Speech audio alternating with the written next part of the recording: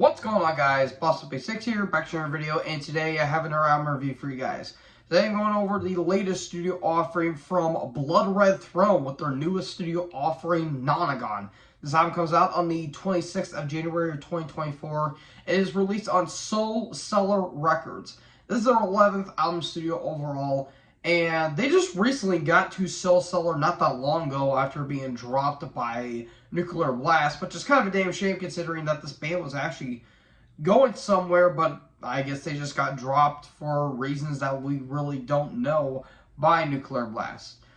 Now, I have heard of this band mainly because of my good buddy Levi, aka ThrashManiac99, who has basically praised this band to the moon and back, and he's done a ranking of this band, and I have heard of this band from their album before this, Imperial Congregation, that came out in 2021, which I didn't have a chance to listen to, but I did hear it was a really good death metal album. So this is my first foray into this band, and well, without wasting time, let's get into the review now, shall we? We start off with the opening track, Epitaph Inscribed, which has this really nice slow build to it, which is kind of doomy in the sense of the word, considering that it's slow, it's a little groovy, but it's got almost kind of like a Black Sabbath like bend, or maybe a Candlemass like bend to it, and I really like that. And then it kicks off with those really nice gutturals, not by Bolt, but by Sandri Wettig Janssen, I think that's what his name is. He does amazing stuff on the vocals, and I will say he has this really nice vocal style where his lows really remind me of maybe Frank Mullen from Suffocation, but a little bit like Michael Ockerfeldt from Bloodbath and Opeth. But he also has these nice high screams that really remind me of the late great Trevor Strnad from Black Dahlia Murder, and I really enjoy that. And the song itself, it's very Bloodbath-like. It's almost got like a Cannibal Corpse-like vibe to it in some regard, but it's brutal, it's aggressive, it's got these really nice melodies to it to a lesser extent, and it's a great way to kick off the album. And now the next three tracks are, I wouldn't say kind of the same, but they do have the same, I guess you could say, tempo, and OT Obscene, Seeking the Pierce, and Tempest Scalper, where again, it kind of follows that same formula of, you know, brutal, aggressive, but also melancholy in the same line.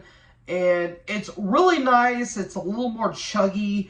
And again, those mid-tempos really bring up the flair to it. And you get some really nice kind of thrashier nods like Split Tongue Sermon and Blade Eulogy, which is one of my favorite songs in the entire album. You get this more thrashier nods to it, and especially on the track Every Silent Plea, it has this really nice, very Cannibal Corpse-like feel to it, where, again, it's got that thrashy nod, but like the bass really helps with the song as well. And I will say the bass work done by Stan Gunnarsson, he does amazing work, and apparently from what I've heard, the vocalist is also doing some bass lines because, unfortunately, Gunnar did suffer his battle with leukemia, and he's been battling ever since. And you know what? All goes well and out to him, because I hope he kicks cancer's ass, because cancer is a bitch. But you know what? Heart goes out to Gunnar. Hopefully, he's going to be doing all right going forward. And again, I would say the bass work is really damn well on this album.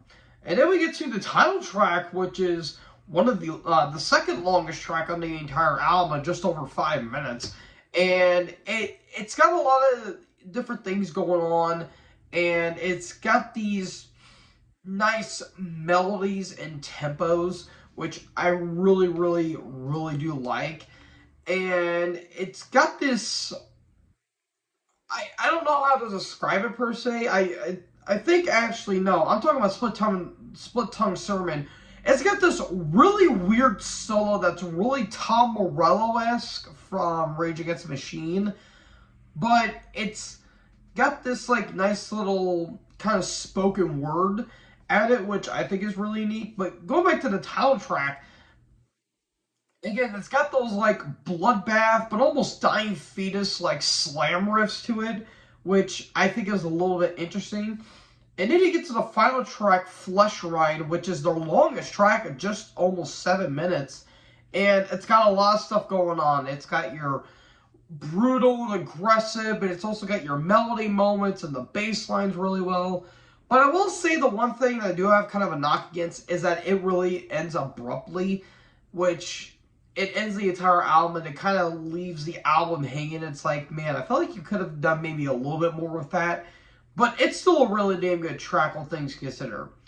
Now, if I do have a complaint, is that maybe halfway towards the album, it doesn't have a whole lot of energy to it, and I feel like it could have really picked up. But once it hits to Split Tongue Sermon, it really picks up at the very end. But I felt like maybe they could have added a little more dynamics to some of the songs, or maybe just cut out an entire track. And I felt like the album would have benefited a little bit better, in my opinion. Production, I think, is really damn good. It does sound just a hair bit flat, but I think the drums sound really good. I really do like the bass in the mix, and I really love the guitars of how thick and chunky they are. And I think the vocal mix is as perfect as you could possibly get. So all in all, I think this is a really damn good album, but I don't think there's as big of a standout track on this album, maybe except for Blade Eulogy, Flesh Rind, Epitaph Inscribed, Ever Silent Plea, and Split Tongue Sermon. The other tracks, they're good, but not great. Again, they don't really stand out as much, but I think they're good in their own right. So all in all, I'm going to give this album a B+. I was leaning towards an A-, but I'm going to give this a B+. Solid album. I think this is really damn good. And I really do like the album cover. It really reminds me of the latest Suffocation album, Hymns from the Apopka. It kind of reminds me of that in a way. So, yeah, I think this is a really solid album. Again, not a whole lot of standouts, but I think it's a really good album in the discography. So, I'm going to give this a B+. And as of right now, it's the best death metal album I have listened to so far.